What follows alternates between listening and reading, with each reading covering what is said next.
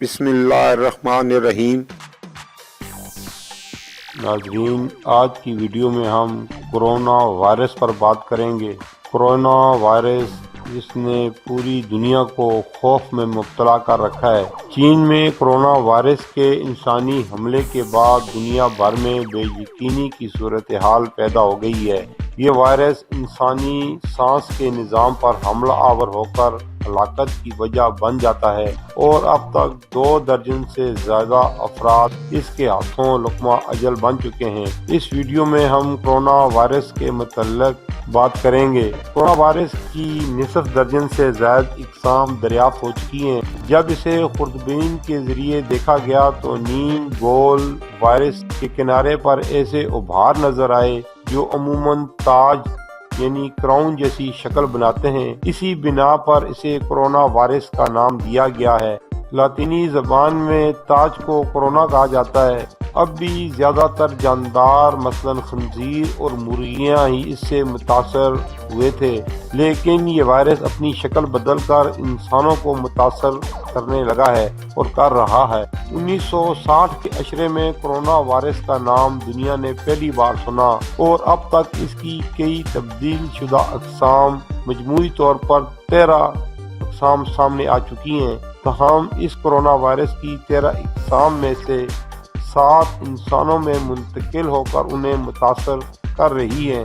اس سال چین کے شہر ووہان میں ہلاکت خیز وائرس کو نکو 2019 کا نام دیا گیا ہے، جو اس وائرس کی بالکل نئی قسم ہے۔ کرونا وائرس حملہ کس طرح کرتا ہے؟ واضح رہے کہ کرونا وائرس کی ذیلی اقسام میں سے انسانوں کے لیے 3 ہلاکت خیز وائرسوں میں سے 2 چین سے پھوٹے ہیں۔ ووہان وائرس سانس کی اوپری نالی پر حملہ کرتے ہیں، سانس کے نچلے نظام کو متاثر کرتا ہے اور جان لیوا نمونیا یا فلو کی وجہ بن سکتا ہے۔ اس سے قبل 2003 میں سائرس وائرس سے چین میں 774 افراد ہلاک اور 8000 سے زیادہ افراد متاثر ہوئے تھے۔ مرس اس سے بھی زیادہ ہلاک وائرس تھا۔ نئے کرونا وائرس حملے کی ابتدائی علامات کیا ہیں؟ ناظرین، آپ ہمارے چینل راز و نیاز پر اگر نئے ہیں تو آپ کو خوش آمدید کہتے ہیں، اور آپ نے ابھی تک ہمارا چینل سبسکرائب نہیں کیا تو آپ سے گزارش ہے کہ ہمارے چینل کو سبسکرائب کر لیں اور ساتھ لگی گھنٹی کے بٹن کو بھی دبا دیں تاکہ ہماری نئی آنے والی ویڈیو کا نوٹیفیکیشن آپ کو ملتا رہے۔ شکریہ۔ چین میں لوگوں نے بدہضمی، سردی لگنے، بخار اور کھانسی کی شکایت کی ہے۔ جن پر حملہ شدید ہو انہوں نے سانس لینے میں دقت بیان کی ہے۔ صحت کے عالمی اداروں کے مطابق وائرس سے متاثر ہونے کے 2 روز سے 2 ہفتے کے دوران اس کی ظاہری علامات سامنے آنا شروع ہو جاتی ہیں۔ اس کے بعد ضروری ہے کہ مریض کو الگ تھلگ یا ایک کمرے میں رکھا جائے۔ اس وقت ووہان کے لوگوں نے کئی دنوں کا راشن جمع کر لیا ہے اور اکثریت وہاں سے باہر نکلنے سے گریزاں ہے۔ چینی محکمہ صحت نے ووہان سے نمودار ہونے والے اس وائرس کو جینیوم جینیاتی ڈرافٹ معلوم کر کے اسے دنیا کے سامنے پیش کیا ہے۔ اب تک اس کی کوئی اینٹی وائرل دوا یا ویکسین سامنے نہیں آ سکی، کیونکہ دسمبر 2019 میں نیا وائرس سامنے آیا ہے اور ماہرین اس کے ظاہری علامات سے ہی اس کا علاج کر رہے ہیں۔ مگر چین کا دعویٰ ہے کہ وائرس سے متاثر ہونے والے 4% افراد ہی ہلاک ہوئے ہیں، تاہم عالمی ادارہ صحت نے کہا ہے کہ اس سے متاثرہ 25% مریض شدید ترین بیمار ہیں۔ کیا کرونا وائرس سانپ اور چمگادڑ سے پھیلتا ہے؟ 2 روز قبل چینی سائنسدانوں نے جینیاتی تحقیق کے بعد دعویٰ کیا تھا کہ پہلی مرتبہ کرونا وائرس کی کوئی نئی قسم سانپ سے پھیلی ہے، جنہیں ووہان کے بازار میں زندہ چمگادڑوں کے ساتھ رکھا گیا تھا۔ تاہم دیگر ماہرین نے یہ امکان رد کر دیا ہے۔ چین میں سانپ، حشرات اور چمگادڑوں کے سوپ عام کھائے جاتے ہیں۔ دیگر ممالک کے ماہرین کا اصرار ہے کہ پہلے کی طرح یہ وائرس بھی ایسے جانوروں سے پھیلا ہے جو چینی بازاروں میں پھل اور سبزیوں کے پاس ہی فروخت ہوتے ہیں۔ لوگ ان سے متاثر ہو سکتے ہیں اور سائرس بھی ایسے ہی پھیلا تھا۔ چینی ماہرین کا اصرار ہے کہ سانپ اور چمگادڑوں کا فضلہ ہوا میں پھیل کر سانس کے ذریعے انسانوں میں اس وائرس کی وجہ بن سکتا ہے، لیکن دوسرے ماہرین اس سے متفق نہیں۔ کورونا وائرس کیا عالمگیر مسئلہ بن سکتا ہے؟ ممتاز ماہر حیوانیات اور مصنف ڈاکٹر صلاح الدین قادری نے بتایا کہ کسی بھی وائرس کو عالمی وبا بننے کے لیے 4 چیزیں درکار ہوتی ہیں: 1 وائرس کی نئی قسم ہو، 2 حیوان سے انسان تک منتقل ہونے کی صلاحیت، 3 انسان میں مرض پیدا کرنے کی صلاحیت، 4 انسان سے انسانوں تک بیماریاں پیدا کرنے کی طاقت۔ اس تناظر میں نئے کورونا وائرس میں یہ چاروں باتیں سامنے آ چکی ہیں۔